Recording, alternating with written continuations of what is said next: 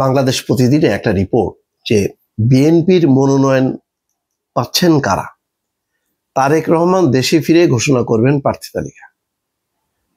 এই দুইটার যে বাক্য আছে যে বিএনপির মনোনয়ন পাচ্ছেন কারা, বিএনপি কেউ জানে না।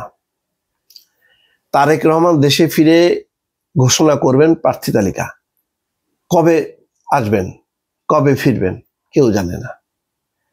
খুবই একটা অনিশ্চিত রাজনৈতিক দল হচ্ছে এই মুহূর্তে বিএনপি, কোনো কিছুই কেউ জানে না। অথচ তাদের হলো সবচেয়ে বেশি নির্বাচন নিয়ে উদ্বেগ উৎকণ্ঠা। ফখরুল ইসলাম আলমগীর বলছেন ফেব্রুয়ারিতে নির্বাচন হবেই। মানে নির্বাচনের সময়সীমা নিয়ে যতটা সিরিয়াস, নির্বাচনটাকে নিজের ঘরে নিয়ে আসা, ফলাফল ঘরে নিয়ে আসার ব্যাপারে ততই যেন নন সিরিয়াস। বিএনপির বহু নাম করা প্রার্থী আছে, মাঝে মধ্যে তাদের সাথে কথা হয়, তারাও বলেন আর কি, প্রকাশ্যে তো আর বলতে পারে না, আমাদেরকে বলে ভাই একটু বলেন বলেন, পরিস্থিতি খারাপ হয়ে যাচ্ছে, পরিস্থিতি খারাপ হচ্ছে। কি খারাপ হচ্ছে বলছি, কেন বলে?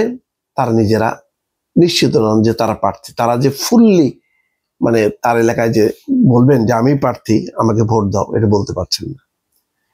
বিএনপির জন্য বিপদ তো আরো একটা আছে, সে সমমনা জোটের সমমনা যেই রাজনৈতিক দলগুলো তাদের জন্য প্রার্থী দেবে, মানে কি বলে আসন ছেড়ে দেবে।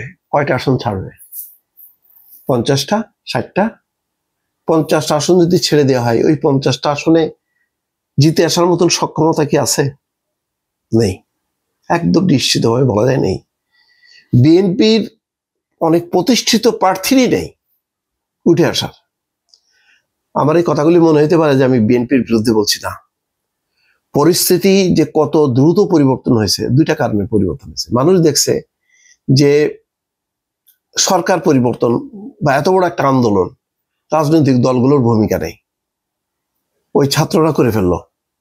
রাজনৈতিক দলগুলো অনেকটা অপ্রাসঙ্গিক হয়ে গেল, তারা পিছনে ছিল, তাদের দলবল নেই। কিন্তু মানে ধরেন আওয়ামী লীগের নেতৃত্বে বাংলাদেশের স্বাধীনতা আন্দোলন হলো, এই যে আওয়ামী লীগ বলতে পারে, এখানে কি জামাত বলতে পারে যে আমার নেতৃত্বে? বিএনপি বলতে পারে? পারে না।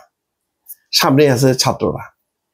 তো ছাত্ররা এত বড় একটা পরিবর্তন করতে পারে, তখন রাজনৈতিক দলগুলো একেবারে মানে অপরিহার্য, মানে বিএনপি বড় রাজনৈতিক দল বলে বিএনপিকেই ভোট দিতে হবে। জামাত অত্যন্ত সংগঠিত রাজনৈতিক দল, জামাতকে দিতে হবে এমন কোনো ব্যাপার নেই। ব্যাপারটা যেটা হলো ব্যক্তিটা খুব গুরুত্বপূর্ণ।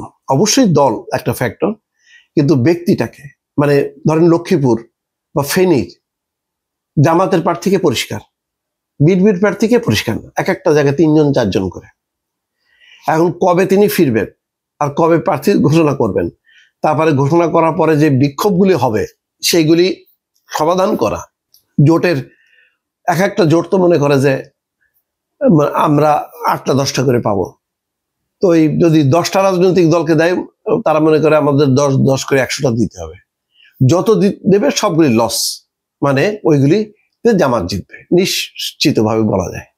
বিএনপি নিজেই কতগুলো সিট হারাবে আমি সেটাই শঙ্কা করি। কিন্তু আমি এই মুহূর্তে যা বলছি, তারেক রহমান, বেগম খালেদা জিয়া যখন নাকি মানে নির্বাচনী মাঠে আসবেন, তখন হয়তো পরিস্থিতি পাল্টে যাবে। কিন্তু এই মুহূর্তের ভোটারদের কাছে, মানুষের কাছে, মানে বিএনপির প্রার্থীদের কাছে, তারা প্রত্যেকে অনিশ্চয়তার মধ্যে আছে যে আমি কি নমিনেশন পাবো কি পাবো না। এলাকার লোকের কাছে তারা যে বলতেও পারতেছে না যে আমিই পাবো, এলাকার লোকও জানে না প্রার্থীটাকে।